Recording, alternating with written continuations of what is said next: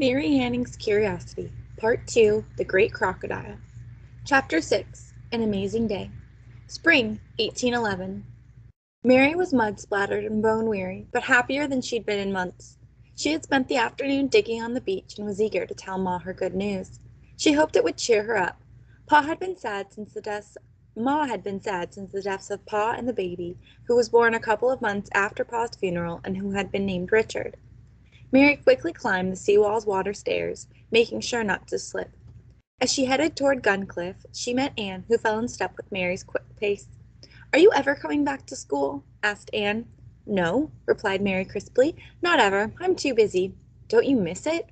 Anne certainly missed Mary being in school. She missed sitting next to her in class and whispering secrets or sharing a laugh when they found something funny. Most of all, Anne missed the curious questions Mary had always asked the teacher.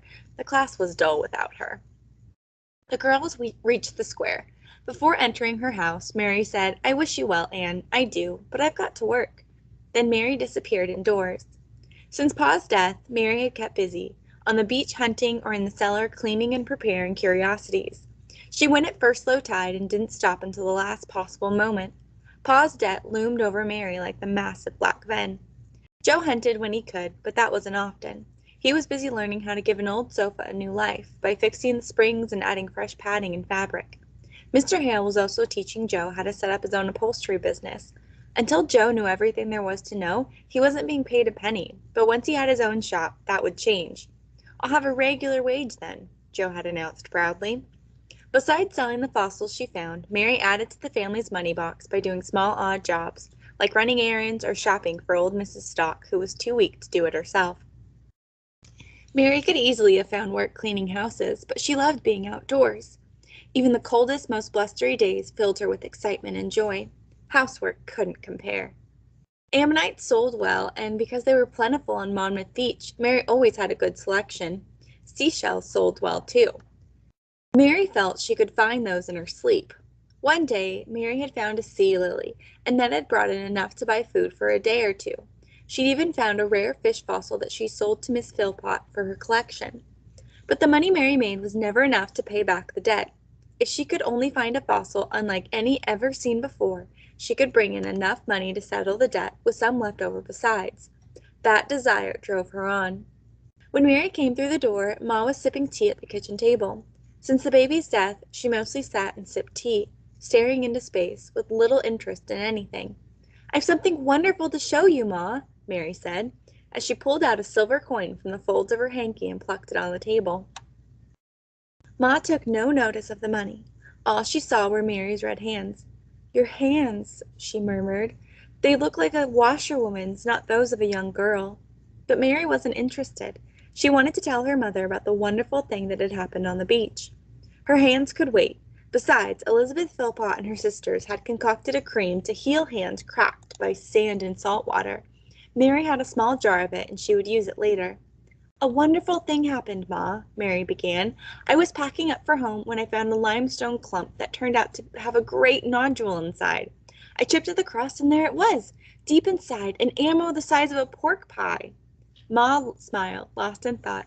She fingered the coin, thinking of all it could buy. Mary continued, her excitement filling up the room that was beginning to grow dim as evening approached. "The ammo was surrounded with shale, and I knew there would be hours of work to clean it. I was wrapping it up when a fancy tourist lady came up and said she wanted to buy it, just the way it was, dirty with clay. I was so surprised to see her, dressed so fine and walking in shoes that didn't suit sand, that I didn't answer. She took my silence to mean that I didn't want to sell the ammo and offered an even higher price. She gave me half a crown for it. Can you believe it? It wasn't even clean, but she wanted it just the way it was. I always like to bring an unusual stone home for my walk on the beach," she said. "Isn't that something, Ma? The lady thought the ammo was an ordinary stone, and not the long-ago creature that Pa always said it was." Mary stood grinning. Her flood of words seemed to have cheered Ma. "You made this much selling one ammonite?" Mary nodded. A half-crown was enough to buy food for the week and a little besides: pork pies, bread, bacon, tea, and sugar.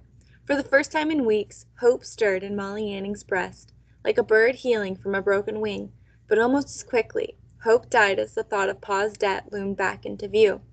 "It's an amazing story and a goodly coin, but it'll not make a difference to the debt, Mary," said Ma. "I fear that with each passing day debtor's prison draws closer." The horror of living within the confines of the prison, where people who could not pay their debts were made to live with rats, lice, and other vermin, kept Ma wide awake most nights. If they were sent there, and they would be if they couldn't soon pay the debt, would they ever get out again? "We'll not be sent there, Ma, if we pull together," said Mary, as cheerfully as she could. "Not if I find the giant crocodile. That great beast would bring in enough to pay off the debt and blast our worries to dust." Ma studied Mary as though she were a stranger, then wearily shook her head. "There's not a hope of that happening, my lass. You sound like your father when you talk like that. He always thought there was some big creature in the cliffs, and spent time hunting when he should have been working at his trade. But it's like looking for a black cat in a coal cellar, Mary. Your pa gambled with our daily bread every time he spent the day on beach. He might have thought he had all the time in the world to repay his debt, but as it's turned out he didn't." Ma sighed before she continued. "You're 12 now, Mary. It's time to face reality. You're never going to find a fossil big enough to wipe out Pa's debt, so please, let's not hear any more about it." Suddenly the door was flung wide and Joe burst through, shouting, "I found it, Mary! Ma, I found the great croc!"